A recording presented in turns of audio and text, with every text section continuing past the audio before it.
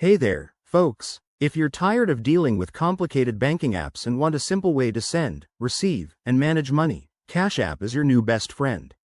In this video, I'll guide you through setting it up step by step, so you can get started in no time. Whether you're splitting bills with friends or getting paid faster, Cash App makes it effortless. First things first, you'll need to download the app.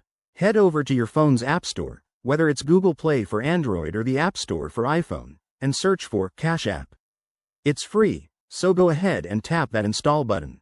Once it's downloaded, open the app, and you'll see a welcoming screen. Next, create your account. You'll be prompted to enter your email or phone number, pick whichever you prefer.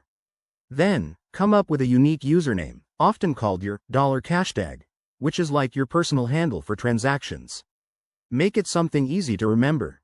After that, you'll need to verify your identity for security reasons. The app will ask for some basic info like your full name, date of birth, and the last 4 digits of your social security number.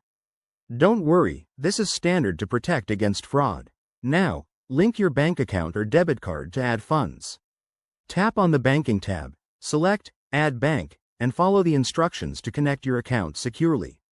If you want, you can even get a free cash card, which is like a debit card linked to your app. It's super handy for everyday spending. One quick tip: enable 2-factor authentication right away to keep your account extra secure. That way, even if someone gets your login info, they can't access your money without a second verification code. And there you have it. Your Cash App is all set up. Now you can send money to friends, pay bills, or even invest in stocks directly from the app. If you run into any issues, check the help section or contact support. Give it a try and let me know in the comments how it goes. Thanks for watching, and remember, managing your money should be simple and fun. See you in the next video.